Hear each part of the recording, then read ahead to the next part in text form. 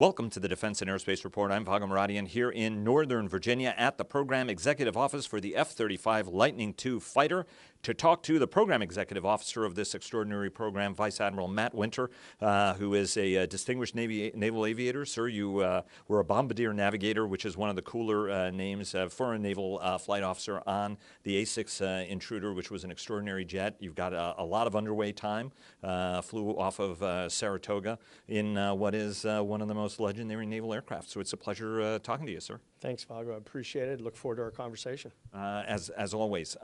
Let's start off with sort of the good news part of it, right? I mean, the program almost invariably has faced one challenge after another, as any complex development program has had. But at this point, almost 300 jets have been delivered to U.S. and foreign customers.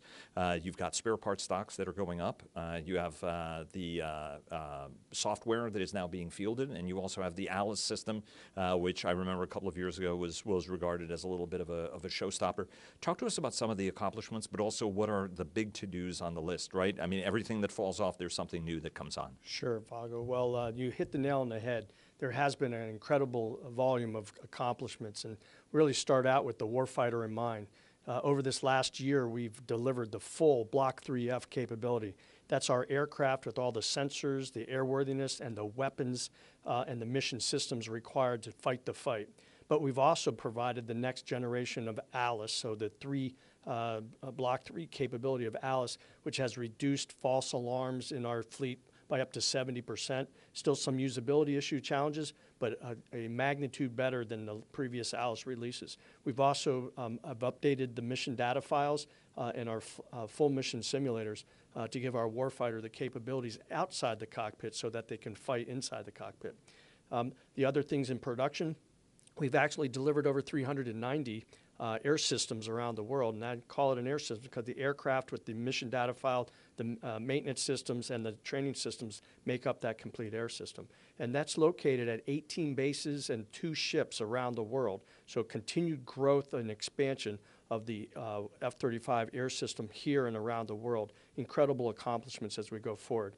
We've also had 4 our Italian partners, our UK partners, our United States Navy, and just recently the Japanese Air Defense Self-Defense Force declare their IOCs. So we now have more than 70% of the partnership and FMS IOC, initial operational capability of the F-35, here and around the world.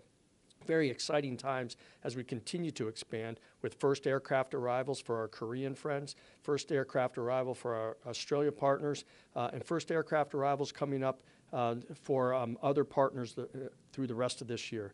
So incredible accomplishments in the operations, also in the development and delivery, and the production lines as we go forward. And what are on your to-do list? You know, it's the biggest program in history. It's more than $1 trillion if you look at it across the 55-year span of the program. Talk to us about what's on your to-do list. Yeah, so with the accomplishments, we always have challenges, and we'll always have challenges no matter what program you're in. But as we look at that development effort and the delivery of the Block 3F capability, we have a solid, stable design that needs to now be continuously modernized to stay ahead of the threats that are emerging here and around the world. So one of our challenges is to do a true shift from an initial production and development to a true modernization and full rate sustainment enterprise. Part of that shift in development is establishing true agile principles and environments that shifts culture of industry and government so that we can do rapid delivery and continuous delivery of software, hardware-enabled capabilities over the lifetime of this program. That's a cultural and technical challenge facing us. From a production line, we are going through our largest growth of ramp from 66 aircraft delivered in 2018 to 167 aircraft planned to be delivered in 2021. And so that's a large ramp that's going to put pressure, and already is putting pressure, on our global supply chain. And we need our suppliers to be able to deliver new parts for production, new parts for spares, and continue to help us repair broken parts so that we can keep our aircraft flying. So that's an incredible challenge in our production and sustainment. And then overall, affordability is squared on our list, ensuring that the dollars our taxpayers and our partners give get the best development, production, and sustainment output possible. And in those affordability initiatives, we look at things such as the update to the aircraft's inner workings called technical refresh, so that we can truly have an open architecture and be able to bring on those software capabilities more rapidly and more affordably. Being able to reduce the span times on our production lines so that we can truly get the flow of aircraft, which translates to less time on the production line, which translates to less dollars being expended. And then ensuring that as those aircraft get populated around the world, the ability to reduce the ownership and sustainment costs so that we can buy and fly our F-35s, and continually bringing down the cost per flying hour as part of that overall affordability initiative. You know, you were chief of the Office of Naval Research Technologist, so aside from being an operator with 1,600 hours and more than 300 traps, you were somebody who was a career program manager from Tomahawk to precision munitions and a series of other important programs. Talk to us a little bit about insertion of technology, right? You're gaining a lot of operational lessons from folks flying the jet. Our Israeli partners used it actually operationally for the first time in strike operations. How are you feeding all of that into the enterprise to make sure that you are tailoring the program as it goes forward? You know, because there aren't users who are not using it who don't say, hey, look, this is really, really good and this is less good. Sure. Well, it's important to have a technical and business strategy that's flexible to be able to take advantage of emerging technologies and be able to roll those into the aircraft, into our intelligence systems, maintenance systems, training systems, and planning systems. And so the technical refresh that we're doing on our aircraft will give us that open systems architecture, for example.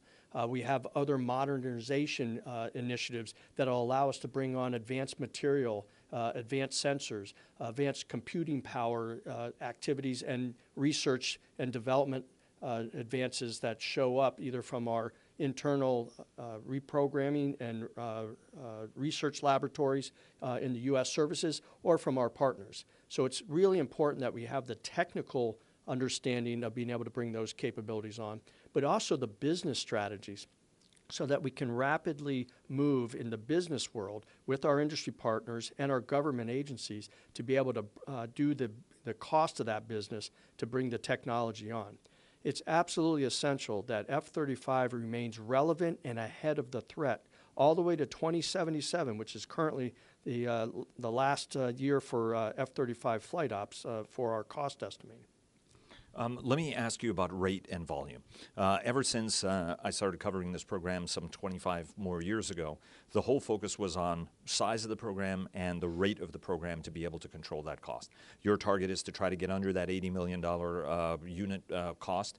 And there are concerns, for example, that the Air Force Alpha model buy, which was supposed to be 60, has slowed down. There is a little concern on the Navy. Both of these services are buying a lot of heritage aircraft. Navy's buying F-18s in pace, and the administration has proposed buying F-15s for the Air Force. So there's a little bit of a concern about the slowing of the rate. Is that a legitimate concern to get worried if the rate is not going to increase as aggressively, that's going to make it a little bit tougher for you to hit some of your cost savings targets? So as the F-35 Program Executive Officer, the answer to that question is no. That is not a specific concern. Our United States services are doing what they need to do, which is balance the resource allocation across our future year defense program for all of the competing priorities and capabilities that their services need. As I look at our production ramp, and we're going from 66, like I said, 91 last year, 131 in calendar year 19, to 167 in calendar year 21. That ramp is still there. That ramp is there with our U.S. and our partners and FMS and new FMS customers. So from an F-35 program perspective, the ramp is staying relatively constant. And our U.S. services are doing exactly what they should be doing, which is looking at their individual resource demand signals and priorities and setting their budgets accordingly. So don't get as focused about 12 airplanes being backed out of the Alpha this year from 60 planned to 48, but keep your eye on the long-term picture. Exactly. Let me take you to the question of But there is a concern among some, right, that this may be the beginning of the F-22ing of the F-35 program. That, it's a little bit unclear what volume is. There's a lot of speculation that the overall number of the program is being dialed back as each of the services look to the next generation of combat aircraft, and then individual volume. And there are some people who are very strong advocates of the program that are concerned about that. Should they not be concerned? Is that your message, that might be a little bit premature for folks to start getting worried about that? I'll answer it this way, Vago. I would say that our U.S. services and the department continue to do the operational analysis that determines capability and capacity to be able to meet our COCOM's demand signals. As I look across the spectrum of current capabilities in the strike fighter enterprises of 4th gen and 5th gen, there's a good blend of 4th gen, 5th gen that's required to ensure that that demand from the COCOM is met. As we look at the cost to own and operate, I put the challenge to our industry partners, specifically Lockheed Martin and Pratt & Whitney, and ourselves to continue to drive down the cost to own and operate. We have that commitment and requirement to our U.S. services and our partners because though they can afford to buy them, we've got to make it affordable to be able to operate. And then they'll have to make their own business case based upon an operational demand signal on quantities to continue to procure if the costs don't come down to operate. And so that continued discussion will be the convergence of how the quantities continue to migrate across the program. Right now, there has been no change to the program of record quantity for our U.S. services, and that's been consistent and constant coming from the three chiefs. I'm going to go, where are we now on unit acquisition cost and cost per flying hour? That's obviously been a big issue that we've heard Acting Defense Secretary Shanahan talk about. He's been publicly and both in public and private critical of the program to drive greater performance. DOD is looking at whether or not Secretary Shanahan has favored Boeing. Secretary Shanahan's point of view as a former Boeing executive, but Secretary Shanahan has maintained that he is tough on everybody driving this. From your standpoint, talk to us where we are on the unit price and how much. When the Secretary is looking for greater performance, what does that mean in terms, from your standpoint as the person who's got to deliver? Well, let me talk about unit price of our aircraft and the need for our performers to perform. The unit price has been consistently coming down. We call it the unit recurring flyaway cost. In broad terms, that's the airframe with the engine and the appropriate profit to deliver that air system. That has continuously come down. We are now on the 11th delivery lot, we call them lot 11, of airplanes with engines. And they've consistently come down 4 to 6% lot over lot over lot. And so that cost is coming down. And the initiatives to ensure that it comes down are focused on production initiatives, production flow, training, reduction of inventory, ensuring the flow of those of the parts to the workstation so that the work can be done on time, the supply chain to be able to deliver quality parts, and all of that activity contributes directly to that unit recurring flyaway cost coming down. What our number one factor, though, is making sure that our industry partner, our prime, Lockheed Martin, and that supply chain for the airframe, and our prime, Pratt & Whitney, for the engine and their supply chain, is incentivized for performance. I call it, we don't incentivize fee, we incentivize performance, and we will not pay for substandard performance. And that message resonates within the Department of Defense, not only on the F-35, but across all our weapon systems. And it's incumbent upon the acquisition professional corps to drive home that point, but more importantly, follow through with actions. Follow through with actions and initiatives either on our contracts specifically to drive that performance, and then the follow through to actually help our supply chain and our prime contractors to perform at the rate we need. And so with that, the unit cost will come down. With that, we'll have a more reliable aircraft. And with that, our ownership costs will come down and be affordable for our U.S. services. And so where do you get that room for improvement, right? I mean, that's what the Secretary has said a couple of times now. Where is that room for improvement, as you have these conversations with the industry team? Where do you guys mutually see room for improvement? Well, when we look at what are the barriers to achieving the performance we need, and at the end of the day, it's delivering effective and affordable warfighting capability. That's my metric. And to do that, I need to make sure that the performers are trained, qualified, and capable to do the tasks that we've asked them to do. And that means either in production, in analysis, in delivery, in development, all of those skill sets. And so that's where the room for improvement is. Too many times we talk about, I need you to improve, and then we walk away. We have to, and what we are doing is crisply identifying the specific actions, and there are a lot of them, in development, in production, and in operations, to say we got to get after the cost, get after the performance. Here's your performance to date, it's unacceptable, and I need you to do the following things to bring that performance up.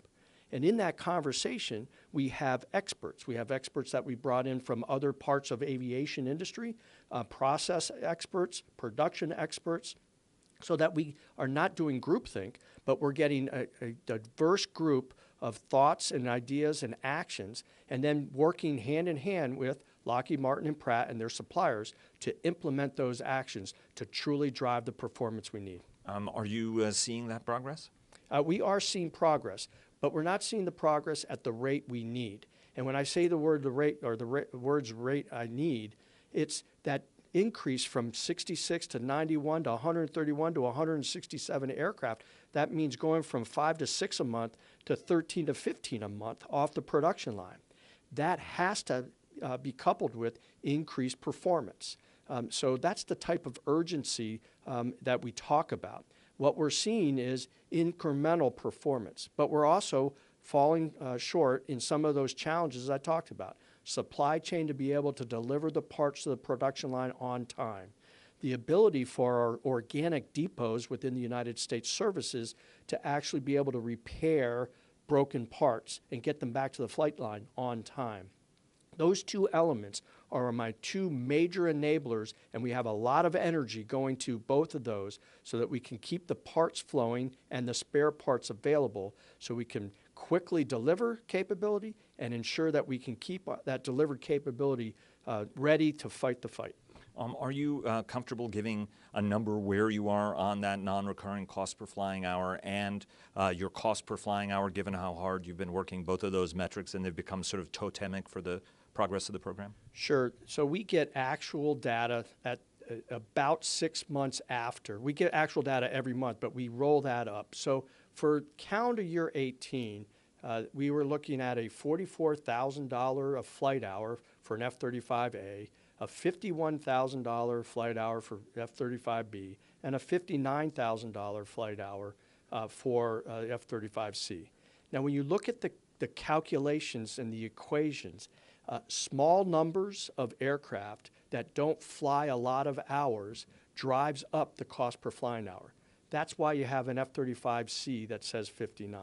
But for the F-35A, $44,000 a flight hour actually is coming down the flying hour curve with an expected $25,000 a flight hour by 2025.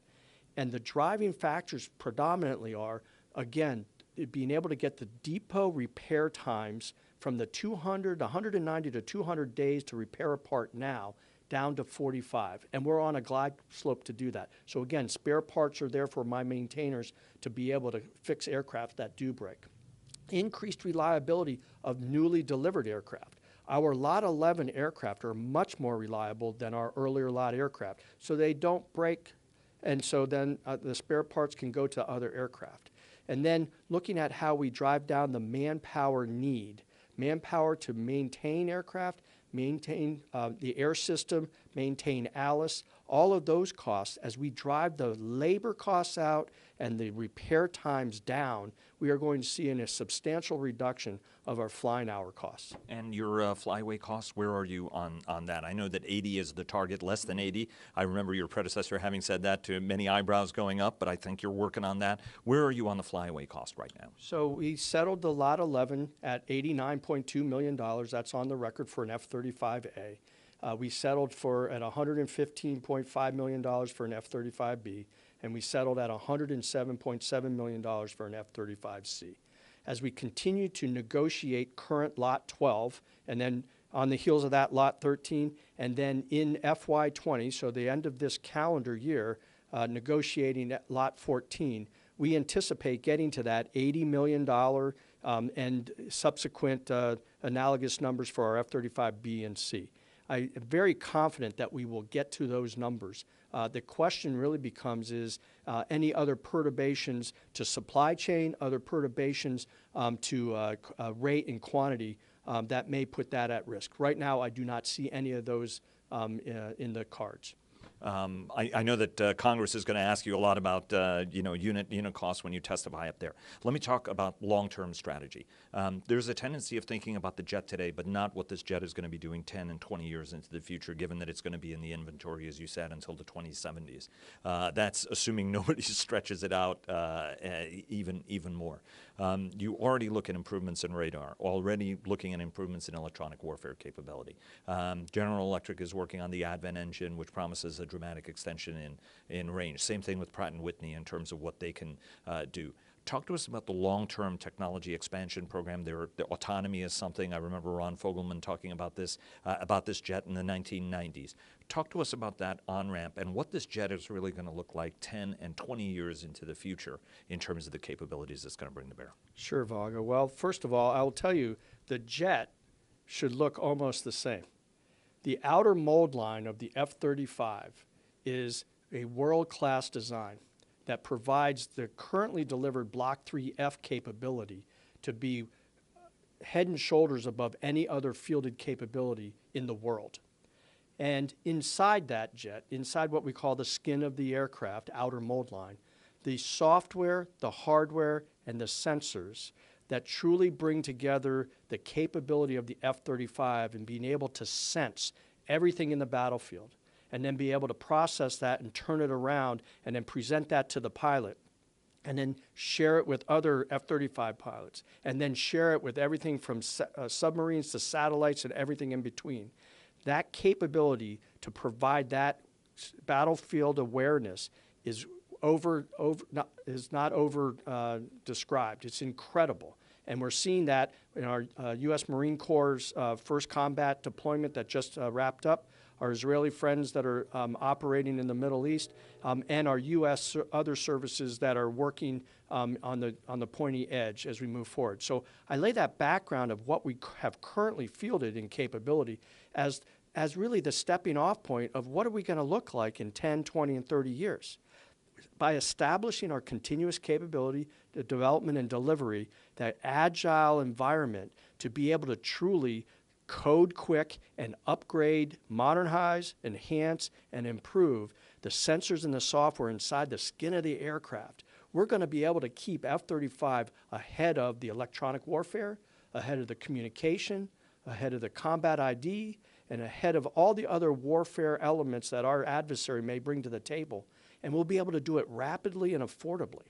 So I do see advanced weapons. I see the opportunity to be able to bring a different weaponry either externally, because you can load up the F-35 in beast mode and move it down range, or we can put things inside our weapons bay and we can keep our stealth signature moving forward. So it's really a flexible system that allows us to be able to pull out the right capability for the COCOM's need. So I see that over the next 10, 20, and 30 years of really being able to keep F-35 in the fight and being relevant well into the 2070 timeframe. Your C2D2 initiative, you didn't use the acronym, so I was paying attention to try to boil that down for the audience. The Air Force and the Navy are developing a sixth-generation aircraft now. I know I've asked your predecessors this question. How are you playing with informing that process, and how much F-35 DNA is going to be in these next-generation airplanes, given that the F-35 is going to constitute the backbone of U.S. and allied air power for decades to come? Well, Vago, I have not had direct engagement on the next-generation technology and analysis. However, my engineers and my ops analysis folks have, and the other folks that I know that are part of that effort across the Air Force, U.S. Marine Corps, and U.S. Navy all have deep understanding of the F-35, F-35 technologies, F-35 capabilities. So it would not surprise me to see the tentacles and, more importantly, the lessons learned technically and business are being folded into the acquisition strategy and the operational analysis of the next generation air dominance effort. Let me ask you about economies in this. I'm not asking you to comment on any of the comments made internally by CAPE or by anybody else, but there's this tendency that goes, well, actually, instead of buying an F-35, it's cheaper to buy, for example, F-15s or F-18s or F-16s for that matter. Do you have a challenge sort of explaining people the economies of actually the advantages of maybe spending a little bit more money on an F-35 as opposed to going with a fourth generation platform, for example? Because I think folks have a tendency of not looking at all the support costs, the jamming costs, and everything else that will go with some of these other legacy aircraft that, for example, the F-35, it doesn't have.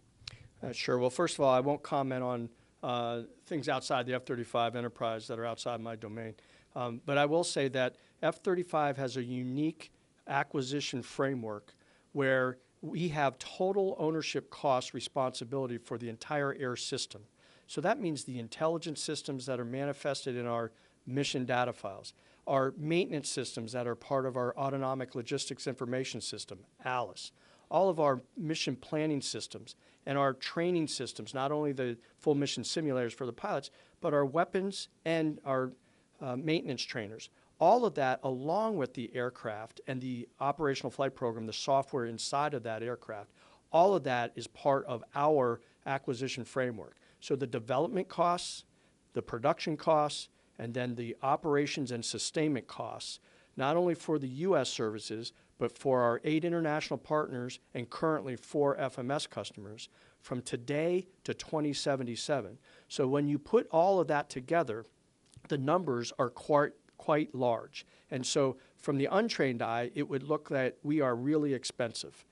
The question is what is the scope, the volume, and the intangible element that's qualitative is the value of that advanced capability to our warfighter, to our populations, to our national security. Every day, I take the responsibility in this leadership position because I know that all of my U.S. services and all of my partners, their budgets for strike fighter, the F-35 commands a majority of that. There's an accountability and a responsibility to ensure that each dollar is going to capability, and there is no waste in that time. So when I talk about expensive, the dollars we're expending are large. The capability that the F-35 has and is bringing and will bring to our warfighter is unmatched. And you don't have to ask me. Please ask our pilots, ask our warfighters. When they talk about what the F-35 can do, it is a game-changing capability. And as we bring down the ownership costs, as we bring down the production costs further, and as we establish that rapid capability development environment that keeps the air system ahead of our adversaries for the long term, it will definitely prove itself to be the most affordable, most effective, and most lethal strike fighter ever known. So 2 questions before we have to talk about sports because it looks like you're a Notre Dame fan, and there's something in the water there that makes you guys very, very good at sports. How do you respond to critics? You know, sometimes, sir, people look at the F-35 program.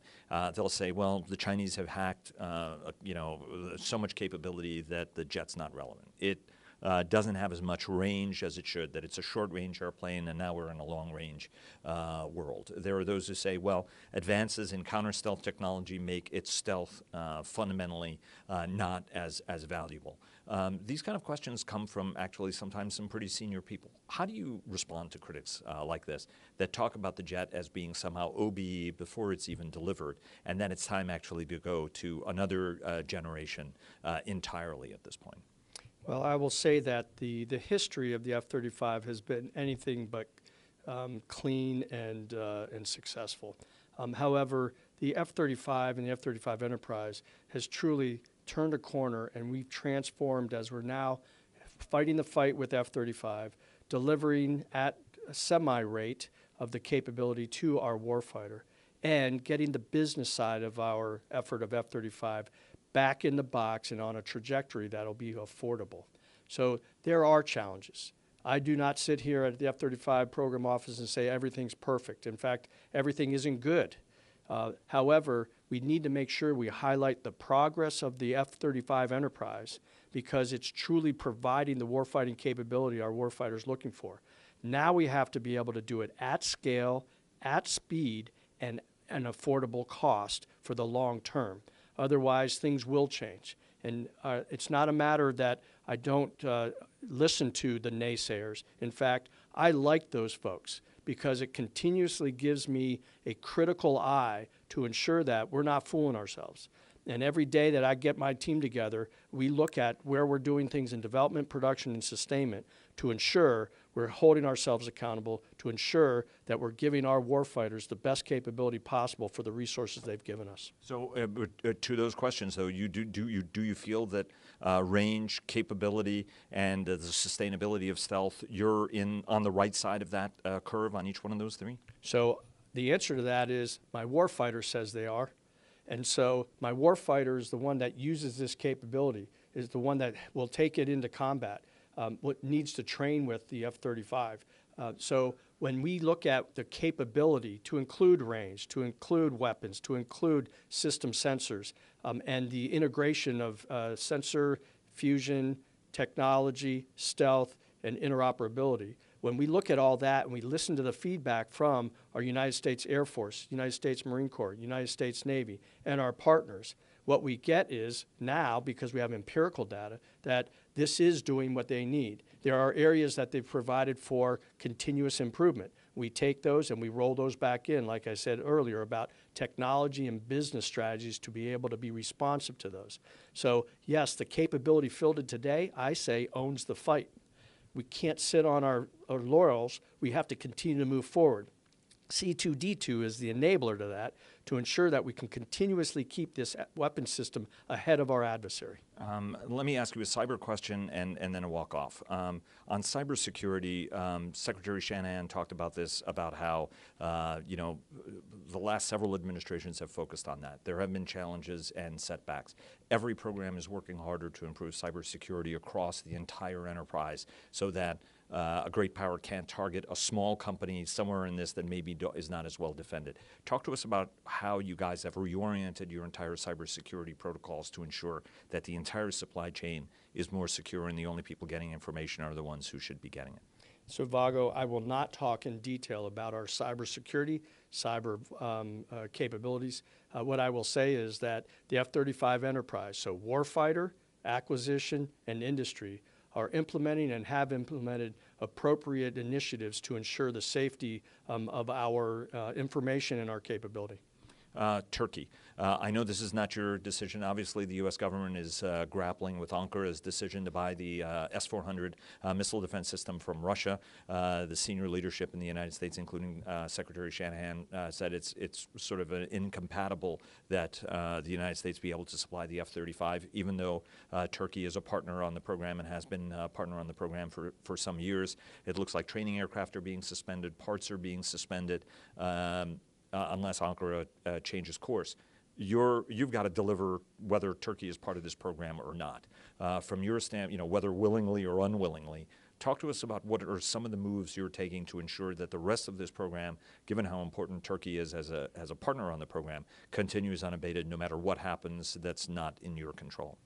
So Vago, I don't speak openly about Turkey efforts because our Department of Defense, United States Congress, and the United States government as a whole are engaging with the government of Turkey at all levels to ensure there's open communication, understanding of what the barriers are and where potential solutions can be so that Turkey can remain a valued NATO as well as F-35 partner. And we will continue to support our Department of Defense decision makers and actions to ensure that that happens. And compensate accordingly no matter what decision is made. F-35 program will continue to operate, execute, and deliver warfighting capability. Notre Dame football and basketball. So first, basketball, how do you think it's going to end up? Notre Dame women's basketball team is in the Final Four. How do you think that's going to end up? And more importantly, what kind of a football season is Notre Dame going to have this year, especially against Navy? Well, two great questions. Well, first of all, we're obviously going to take it all. Our women's basketball team is phenomenal and continues year after year to do well. I am very proud to be a Notre Dame alumni, great class in 1984, right?